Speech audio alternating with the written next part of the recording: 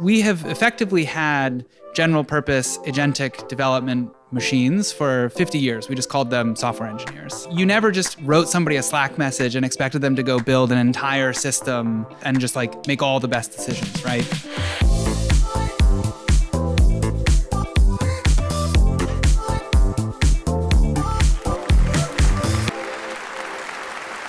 Well, nice to meet everybody. My name is Dru Knox. I'm the head of product and design here at Tessl. I'm going to talk today about using skills as like in a more professional, rigorous, like software engineering mindset, right? So before I get into this, why should you trust me? Well, one, maybe don't. Maybe be skeptical. But in my past life before leading product and design here at Tessl, I was a research scientist leading the language modeling teams at Grammarly and at a startup that sadly has not found success yet called Cantina. It's a social network, AI first. And I've done a lot of work on developer tools, and so I do a lot of moonlighting, actually writing code. Probably none of it as good as the actual people on Tessl's teams. So I've thought a lot about this. I've done a lot of work on this. I'd like to share some insights. Would love questions, would love to hear folks like your experience, what's worked for you. So I'll try to save lots of time for questions at the end. But without further ado, you want to work on skills. Maybe more broadly, you want to work on context for your agents. So I'm sure folks have heard about context engineering. It feels like every year we're told that like, this is the year of something. I've heard people say that this is the year of context engineering.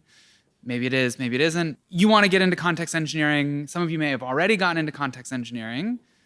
As you start to work on this, you'll probably go through the same sort of stages of denial, acceptance, et cetera, of this is amazing, I'm getting good results, to suddenly, God, how does any of this work? Is any of this impactful? I thought I was an engineer, now I feel like I'm an artist or a librarian. How do I turn this thing, agents, context engineering, back into the kind of reliable, predictable engineering that I know and love? So, how do we go about doing that? I think the first thing to realize, just in case anyone has not sort of conceptualized this, the reason we're all doing context engineering now is because we've all effectively become tech leads instead of ICs, right? Like the job, in some sense, is no longer writing good code. It's ensuring that good code can be written, which is things that tech leads know and love or hate already around you want to be maintaining good standards, making good decisions, documenting it, providing the context to the rest of your team, setting a good quality bar for other engineers to contribute. We're doing that. We're just doing that for agents now. And so what that means is that context is, in some sense, our new code. Some people might hate that I say that, so please take it with a grain of salt. It's a metaphor. If context is our new code, though, there's things that we expect of our code, right? We want a way to know, are my programs correct? Are they performant? How do I reuse programs? How do I automate repetitive tasks that are annoying? And so we've come to expect a lot of answers here for code, like actual code that we write. I won't belabor the point, but we have all these things, right? Unit tests, integration tests, we have analytics and observability, all these things that give us really good insight into how our programs function. And the core thing that I want to argue today is that all of these have an analog in the world of context engineering. And if you are sort of diligent about finding a tool set that does this, I'm going to show you all Tessl just to illustrate the concepts, but you don't have to use Tessl to do any of this. These are general concepts and patterns. You can reclaim a lot of that predictability, a lot of that sort of rigor that you've come to expect with code. So how can we take all these concepts and apply them to context? That's the sort of TLDR. Before we get started, there's 3 challenges that make it not a direct comparison, right? I'm also, as I look at this, just realizing the image that was generated here made a fuzzy correct symbol. I was looking at it through a fuzzy display, so I'm now appreciating my own slide a bit better. So we have 3 problems. The first is that LMs are non-deterministic, right? You can't just run them once and say, oh, it worked, or oh, it didn't work, before I now know my context is good, right? If you tell an agent to do a thing, sometimes it will, sometimes it won't. I'm sure folks have felt this pain many times. The second is that a lot of times when you create context, there's not one right or wrong answer, right? If you write a style guide or if you write a documentation for a library, how do you determine that an agent's solution did it correctly, right? You can't just write a unit test and say, we're done, like it worked. So grading output can be a little challenging. And finally, there's this new problem that your programs are now actually things that describe other things. So you have things in sync. So you might update your API, you need to update documentation to match it. Or you might change a company flow in one place and to make sure that it gets distributed out everywhere across your organization. So sort of a new problem, falls into a lot of similar automation goals that you might have. So this is like a quick overview slide. I'm going to dive into each of these. What is the analogy? And maybe I'm trying to get a little too cute with this, but I actually do think there is a direct analogy for all of the tools that you've come to expect in the software development lifecycle. So I'll quickly run through them. The first is that we have things like static analysis in code land. That is going to look a little bit more like an LLM as judge, but the same idea of you want to have a fixed set of best practices, of rules, of validation, of compiling, all those things you should be able to run against your context. To give an example of something we saw recently from a customer using Tessl, they had added an @ sign into one of their files and didn't realize that that was suddenly triggering the import mechanisms for most like agents.md. And it was just breaking a whole host of their context without even realizing it. So it seems silly, but static validation still important with your context, right? So you want to have that set up. You want to have linting. You want to have CI/CD for it. Unit tests are going to look probably the most different. Now, instead of defining a unit test that runs, you're going to want to think through scenarios that sort of stress test the agent. Does it do what you want? And then run it many times in parallel, and you're going to take statistical averages. And so you want to see, when I add context, does it actually improve the sort of average performance of something? We'll get into that. That's probably the hardest one. That's the one where it feels a little different. It's not going to be quite the same, but you can still get pretty reliable, like what I did has improved.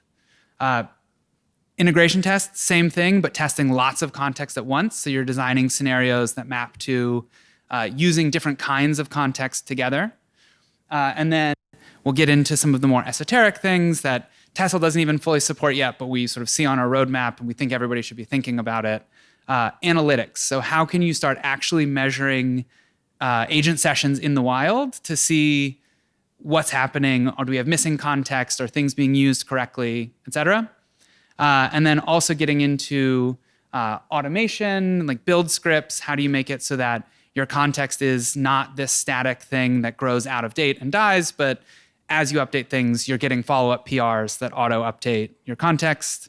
And then package manager reuse. This is actually kind of in the last 2-3 weeks sort of blown up everywhere. Things like Skills SH, things like Tessl's context registry. The idea of like reusable units of context has sort of come onto the scene. So I'll talk a little bit about unique problems with how you pick what sort of context manager you're going to use, or package manager. I guess both work. Okay, so review formatting and best practices. Like I said, I'm going to use Tessl as an example here, but I'll try to explain all of this in a very basic, like you could build all this yourself if you wanted. There's other tools that do a lot of this. Not as well as Tessl though, obviously. So this is pretty easy. If you look at things like the skills standard, so I'm going to use skills as an example here. If you look at the skills standard, there, first of all, is a bunch of just static formatting you can do. I believe they have a reference CLI implementation that will just verify your skill compiles. I think everybody who's writing skills should have that in CI/CD, checking that all of your skills are kept up to date. Like anytime a skill file changes, you should be checking validation. You would be stunned how many people, like none of their context is loading and they don't even realize it. So that's a big one. But also if you look at Anthropic, they have a best practices guide. And it's basically a list of things like, so here I have validation. Tessl will tell you if your things compile. We also will take just Anthropic's best practices. And we just run that through LLM as judge. There's a little bit more you can do to tune the prompt to get better results, but honestly, just put a prompt that has Anthropic's best practices in it is a great starting point. And get information on how specific is your code or your context, how, like, does it have a good concrete case for when it should be used? I'm sure folks have heard about skills and how they don't activate very often. There are concrete things you can do without even running the skill to know how likely is it to trigger. So these things are cheap, they're quick, you can put them in CI/CD, and it's a surprisingly large lift to actually making your context useful to you. Recommend, like, this is just kind of like table stakes. Everybody should have this, just like everybody should have a formatter, a linter, things like that. Bonus points, you can feed the output of this back into an agent and ask it to fix it. It's a pretty nice quick loop. Okay, now slightly more complicated, slightly more of like a net new concept, right? So how do you write evals for your context? So depending on if you're coming from more of a software background or more of like an ML deep learning background, this might either be obvious or not so obvious. But the simple thing that you can do is, actually, before I get into this, the thing you're trying to answer is my context actually helping? And how well is the agent doing at the task that I am trying to achieve? So if I use this as an example, right, we have some library that we want the agent to use, and we can see how does it perform without any context, right? And we see things like it is not good at using the list function, right? Maybe it implements it itself, maybe it uses a different library or something like that. It's also bad at async handling, but it's pretty good at correct stream combination. It's pretty good at doing zip files. I'll explain how we measure this in a minute. You want to understand this so that you can then understand where do I need to apply context to fix the problem. So there's a couple things you might get from a view like this. The first is you might have written a bunch of context only to realize agent did fine without it. Like, why are you wasting tokens on it? Or you might actually write something and realize it made performance worse because something's gone out of date or it's just added tokens for no reason. In an ideal world, you see like, it works better with it and I've only applied tokens where it matters. So you want to be able to answer questions like that.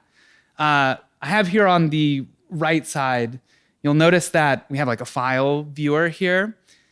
All you have to do to get this set up is write some prompts, right? Like write some realistic tasks that you want the agent to do that requires usage of the context that you've created.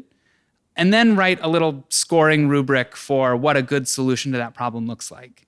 The reason I say write a good scoring rubric and not something like write a bunch of unit tests is twofold. The first is that unit tests are really obnoxious to write and they take a long time.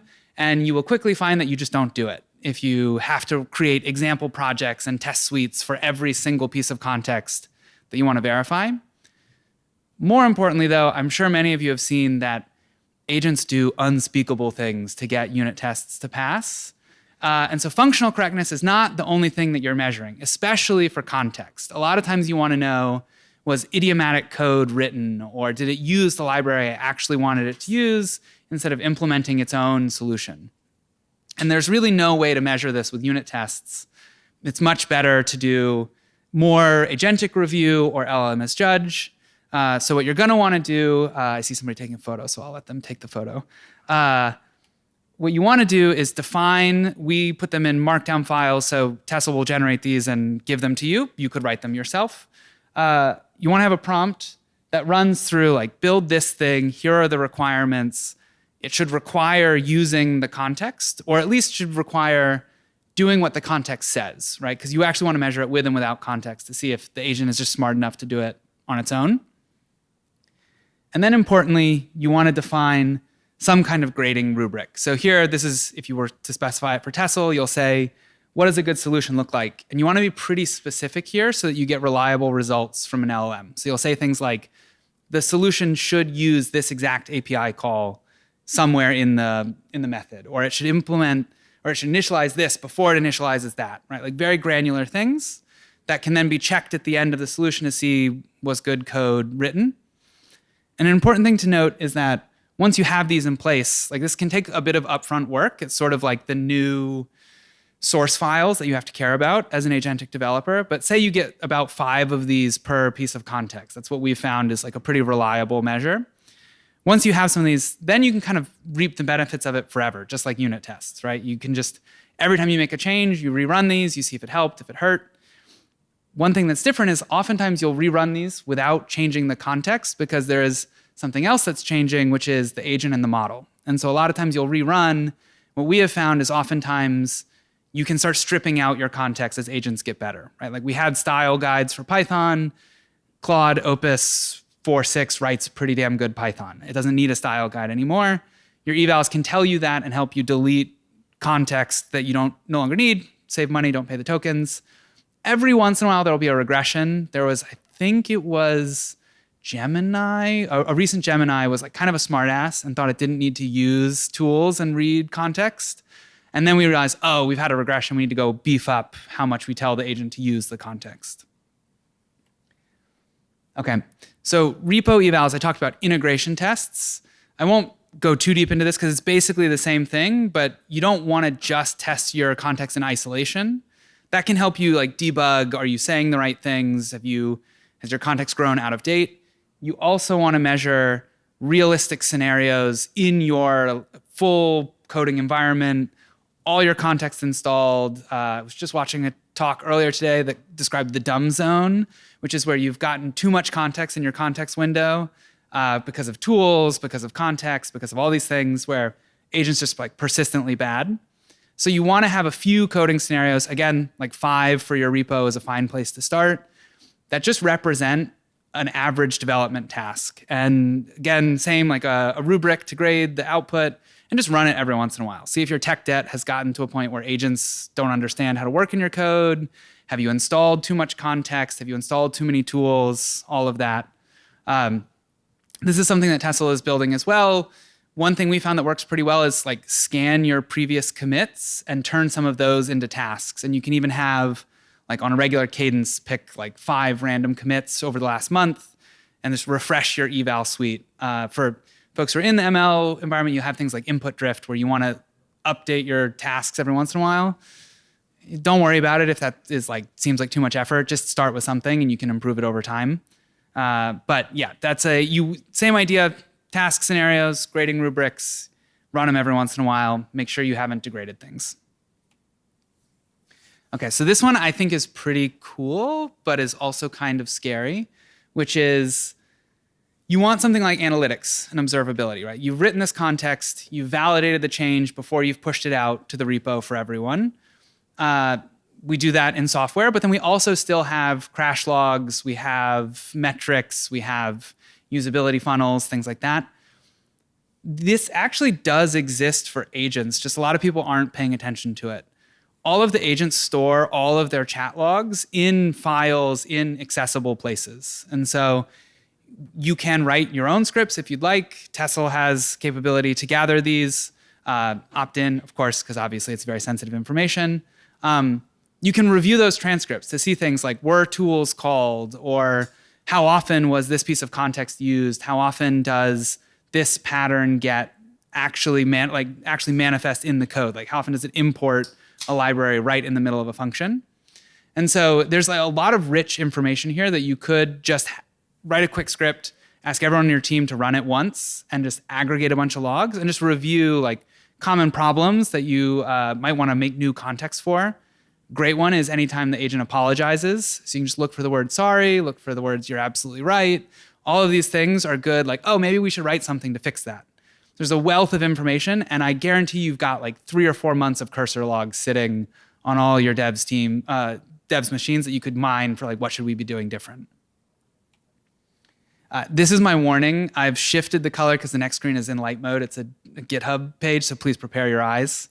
How do you keep your context up to date? See, I tried my best. I really tried to hit the midpoint between black and white, so sorry.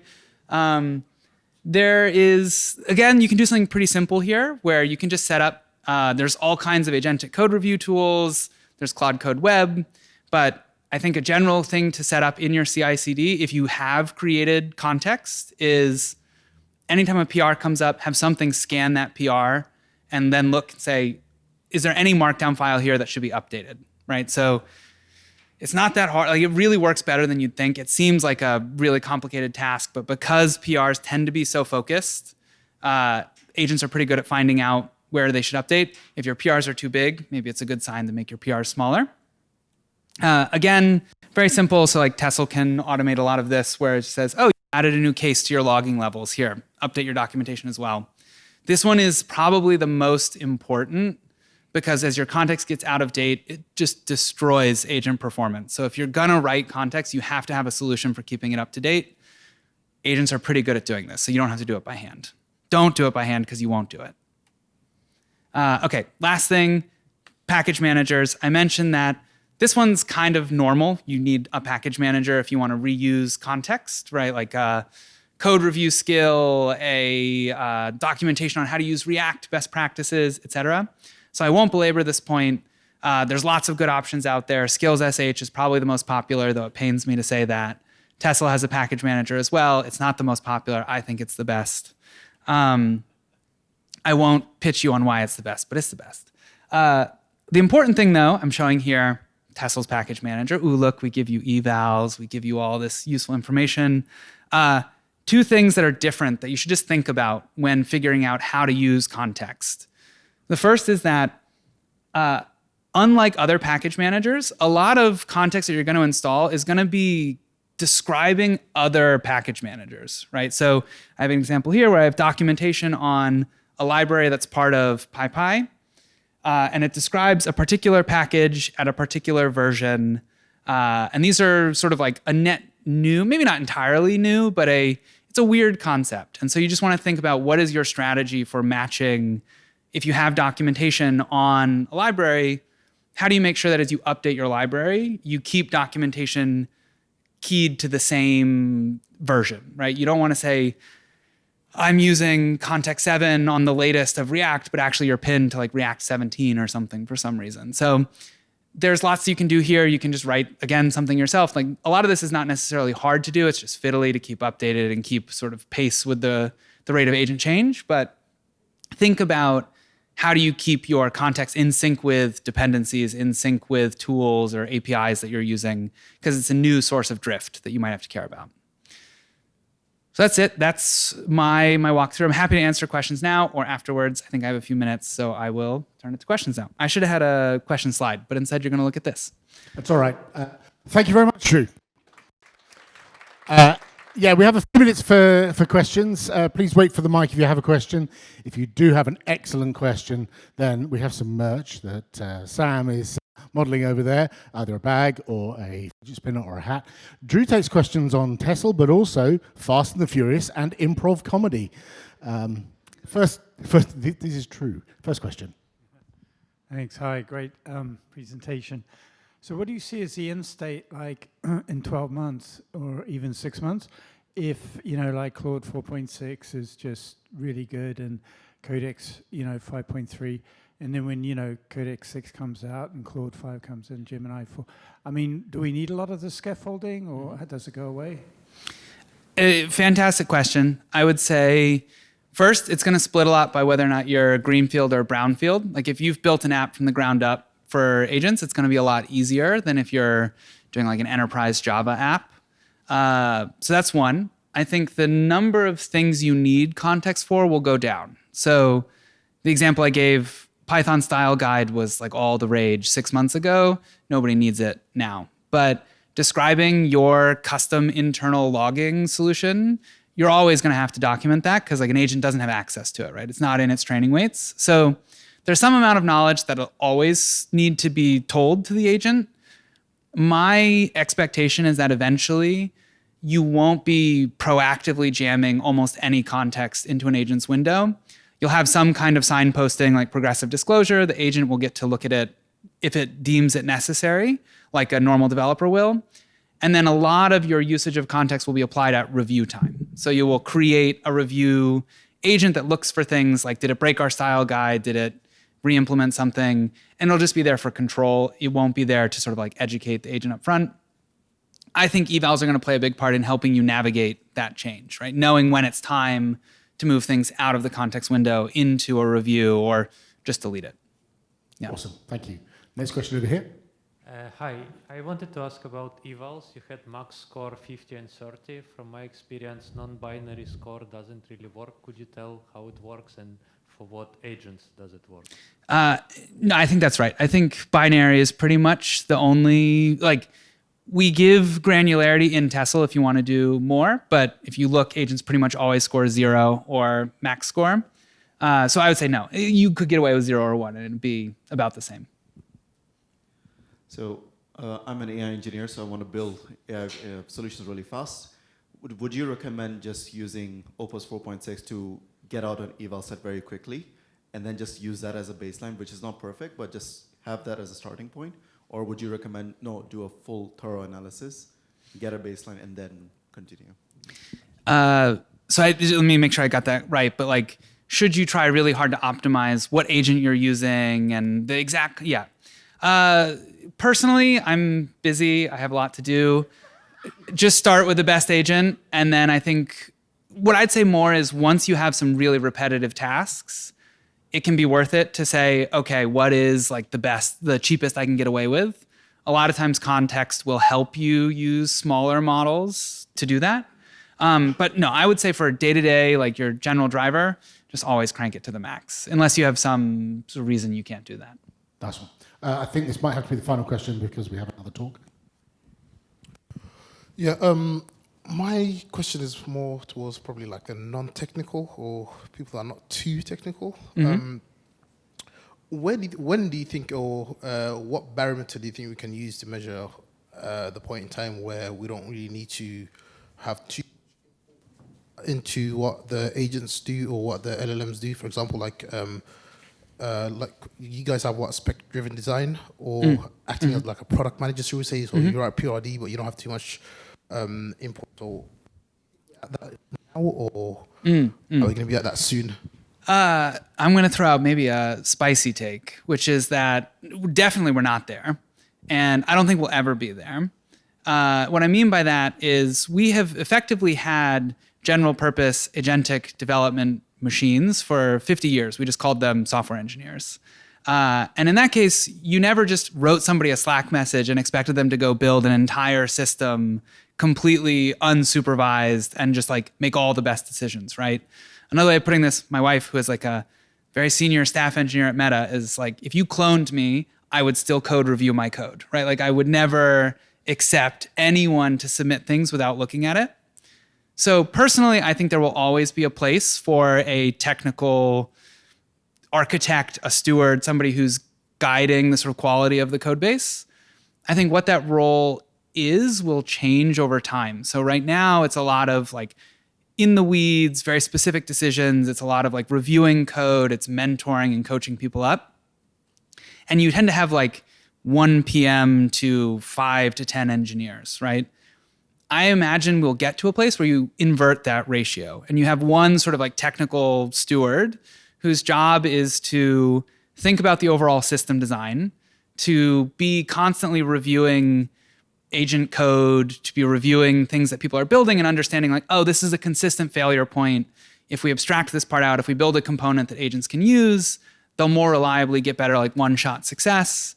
And then you have like 5 to 10 more like product-y design, product engineering people who are out sort of exploring the frontier of your product space, and then have this one technical steward helping them land their code and keep things maintainable and improving them over time.